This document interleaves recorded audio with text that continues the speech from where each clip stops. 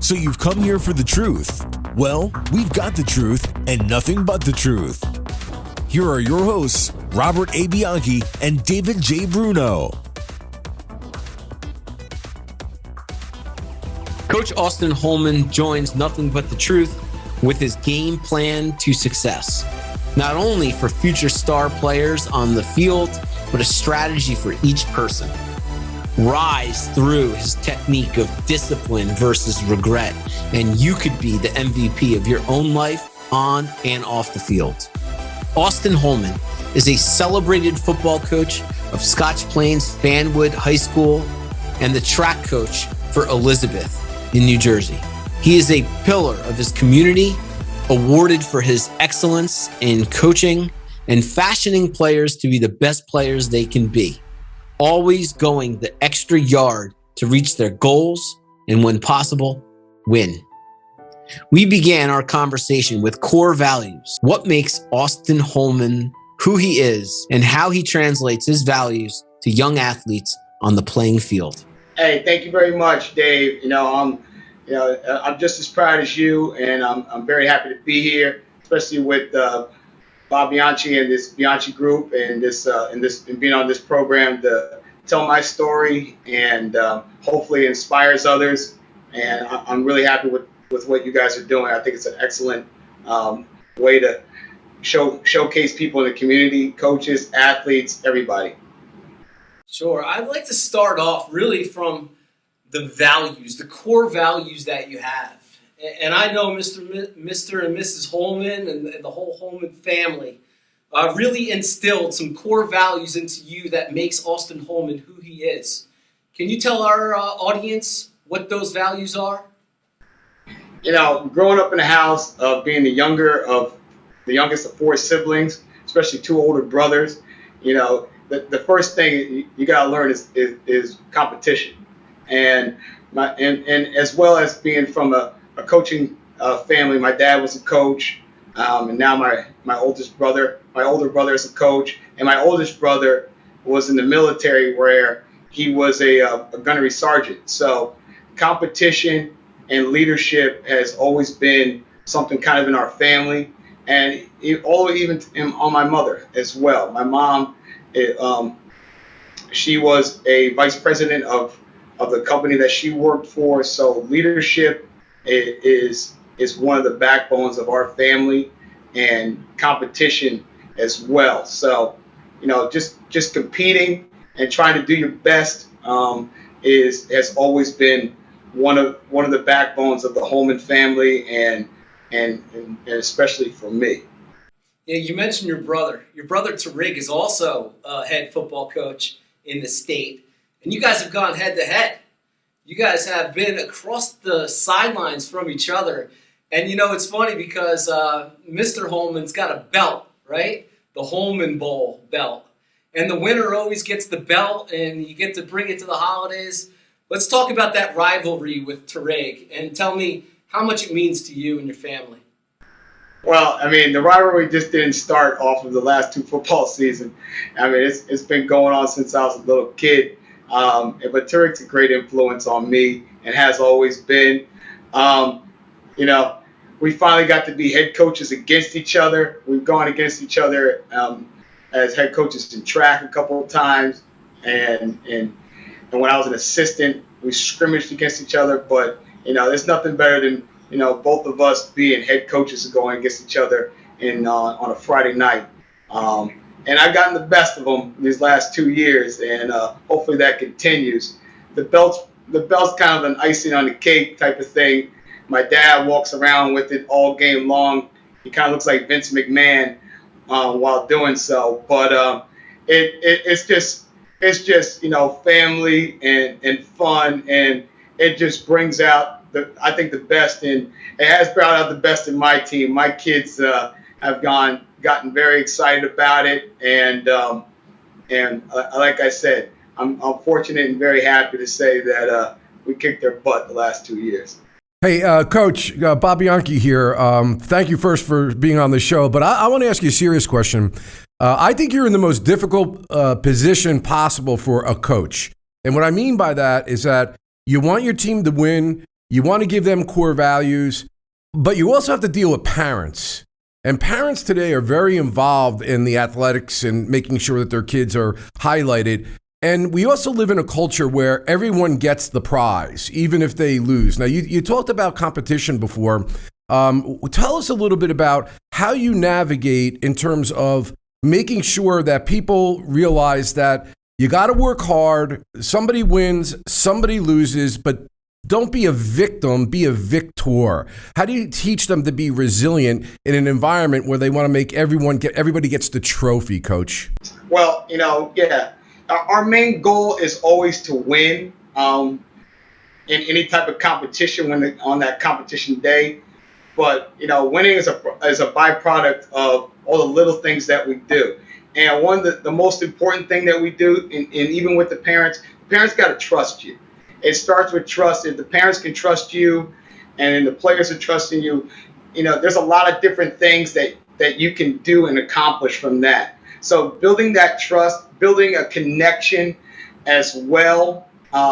You gotta leave yourself open for conversations, good and bad, with parents. The best conversations I have with parents are talking about, your son receiving a scholarship. And those are also the toughest conversations where you have to tell a parent or a student athlete that they may not receive a scholarship when they thought they were scholarship material. Or talking about discipline when mom or dad might not believe that discipline was necessary for the cause. But those are why we're the head coaches, and I say we are the professionals at this. Yes, you're the professional of your son and daughter, but when it comes to athletics or football or track and field, that's when I need to be in charge.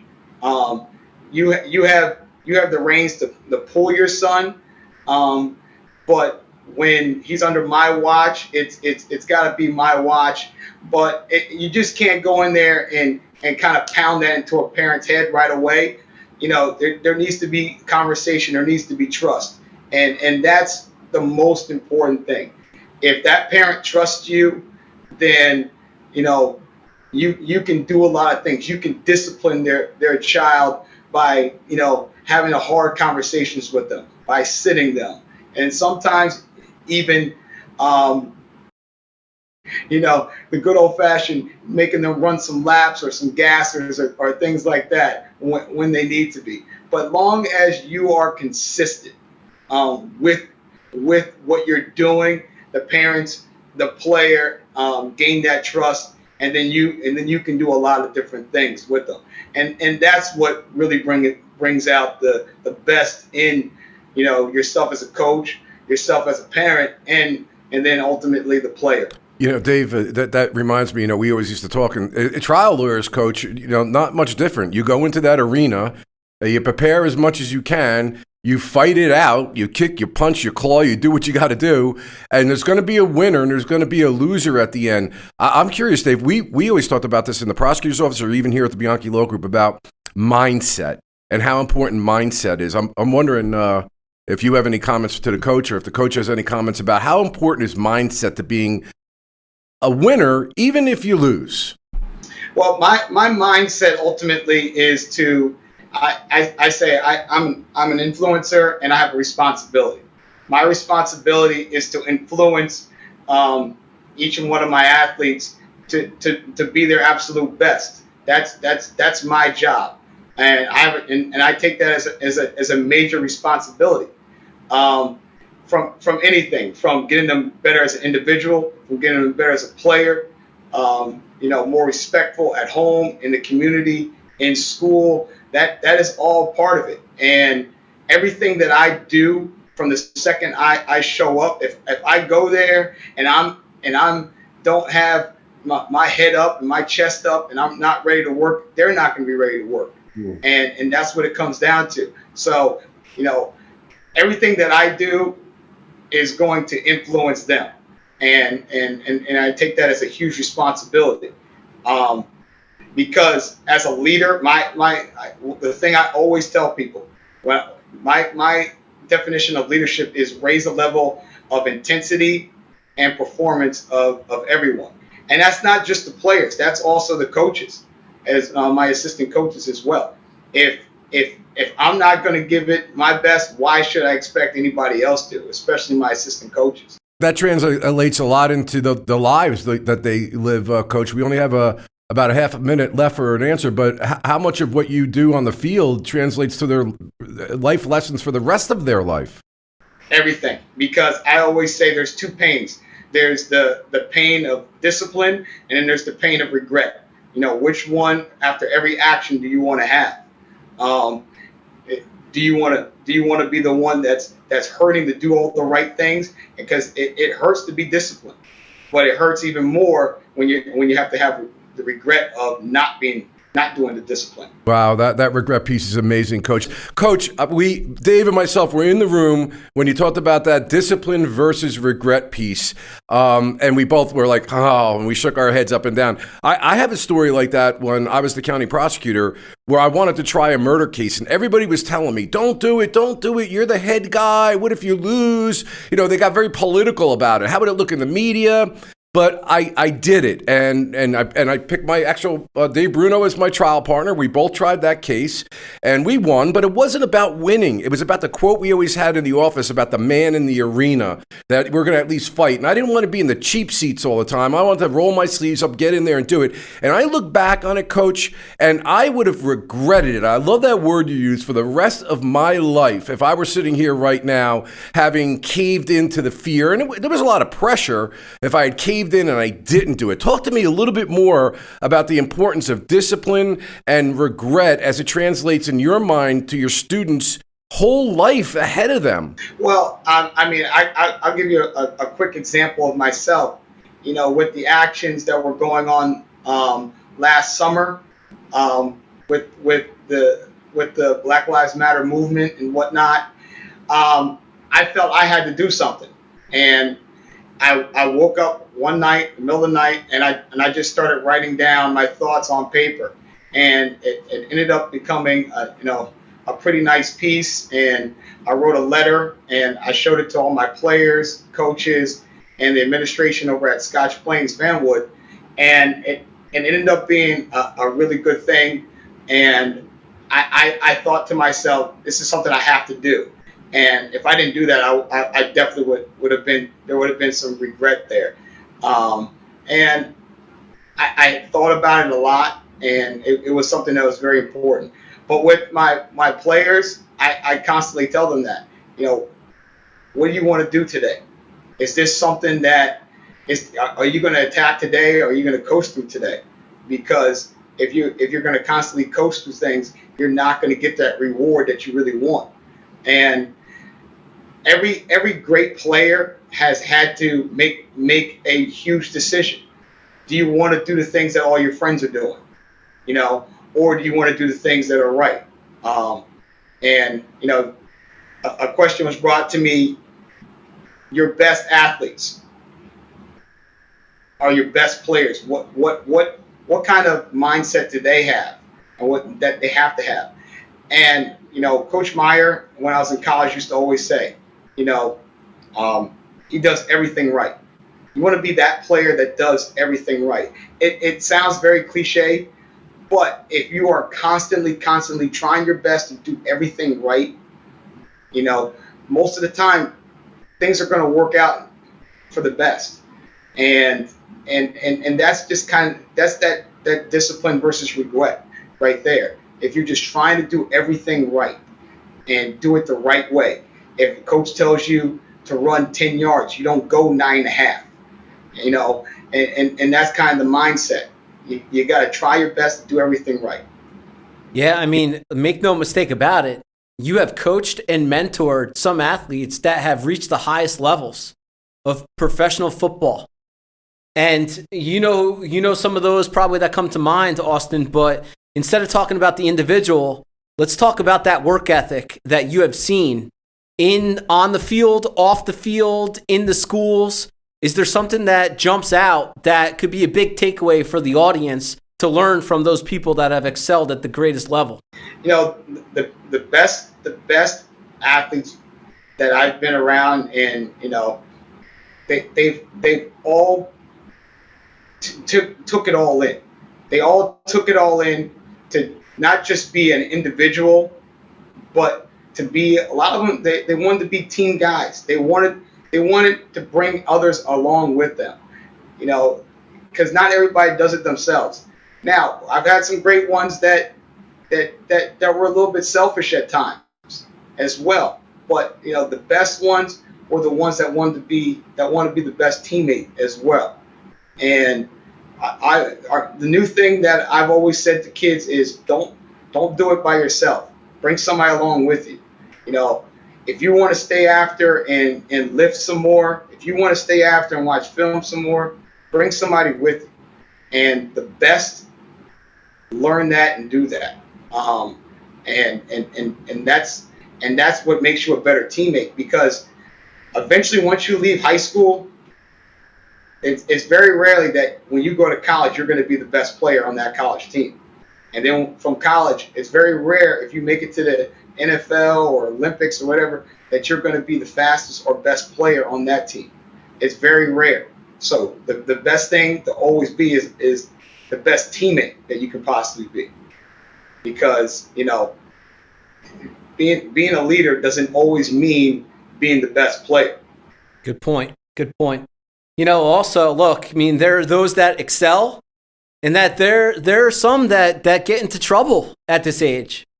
This is an extremely difficult age, right? This high school age, going into college for individuals. And I've seen friends, I've seen some of our clients make some bad decisions to ruin what could be a bright future. As a coach, as somebody that these kids, these student athletes and young adults look up to, what can you bring to give them advice to make it through these difficult years? The best advice I can give anybody is, if you're in trouble, you got to ask for help. You got to know who to ask for help, and don't wait until it's too late. If you get caught up in something, don't get caught up in something that's going to really hurt you even more. If you make a mistake, okay, a lot of mistakes can be fixed. But when you put another mistake on top of another mistake, sometimes it's unfixable. So you got to learn to ask for help. And like I said, from the very beginning, that's where that trust comes in. As a coach, the number one thing, if that player trusts you, and if they do something wrong and they can come to you right away, then there's a better chance that you can fix it before you having to find out from somebody else where you can't help fix it. And that's the most important thing. And you see it constantly. We all watch the news and see things like, why didn't he just do this? Why didn't she just do that? They got themselves, too deep, and where they could have, if they had that somebody they could trust, they could have called them right away, and they could have got some help. Yeah, Austin. Bob, we see this in our practice, right? Criminal defense, domestic violence, municipal court, but we are representing juveniles, and these juveniles, they get themselves into trouble. First, it's decision making, right, and getting into the trouble in the first spot. But then, if you are in trouble, there are some things you could do to try to get on the right path. Right, Bob? Yeah, I think what Coach said was getting to the right person as quickly as possible, being honest, that's a big one with me, Coach, looking in the mirror and seeing what it is that you did, and having attrition for it and wanting to make it right and not compounding the situation with more poor decisions. That's essentially what we do when we represent clients. But Coach, I was curious, I'm listening to you, and you and Dave knew each other back in the day, and you were a great athlete yourself, and now you're a coach, you're a leader. Talk to us about what qualities you possess that make you a leader, because a lot of people on our show, this is nothing but the truth, which means your truth.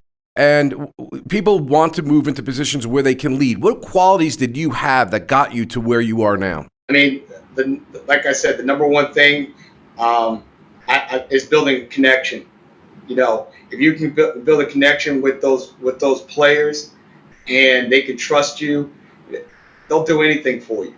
You know, it's kind of that cliche where they said, that kid will run through a wall for somebody. You can inspire somebody, and it's not all talk though. It takes action. You gotta go out there and you gotta be it 24/7. It's the old saying, but real recognizes real. Kids will see right through you. They'll call you fake right to your face. So you got to be real all the time. You got to be real with them. And if you do that and you're consistent and you're constantly on them, and trying to make them better, because as coaches we have goals, but players, they got goals too, and sometimes your goals may not be in the right direction, but if you can get your goals in line as much as possible, then you got a chance for success. Every kid when they show up to try to play football wants to play quarterback or running back or be a receiver, but sometimes you need some guys to block. Not everybody can be the corner. Sometimes we need guys that come off the edge and go get that quarterback. Not everybody can run the 100. Sometimes we need some guys to run the 400 or the 800. So sometimes you want to be something, but coaches, that's why we call ourselves the professionals. We know what's best, but we got to get that player to trust, what you want to do, and trust that process of how you're going to get them to be better than they were when they started. And it all comes with trust and constantly being on them, and with intensity when it's good, when it's bad, and sometimes even when it's ugly. Yeah, Coach, your commentary about also, I hear from so many great people what you believe, that people could see when you're real, and so that's great. All right, Coach Austin Holman, thank you so much for your time. This is WMTR, Nothing But the Truth, of Bob Bianchi and David Bruno. We're here every Saturday at 10:30. Thank you, Coach. Thank you, Austin. Thank you very much, guys. Merry Christmas, Happy New Year. And this was an awesome program. Hope you guys continue. The Bianchi Law Group, a team of former prosecutors and certified criminal trial attorneys. But here's the thing. He put himself in a box when he said, relied on by CNN, Fox News, MSNBC, Law and Crime, and news leaders across the country for our criminal defense expertise. In a search warrant, you have to have probable cause that a crime's been committed and there's evidence in a particular place. When you need a law firm with courage, compassion, and the commitment to fight for you, call the Bianchi Law Group today.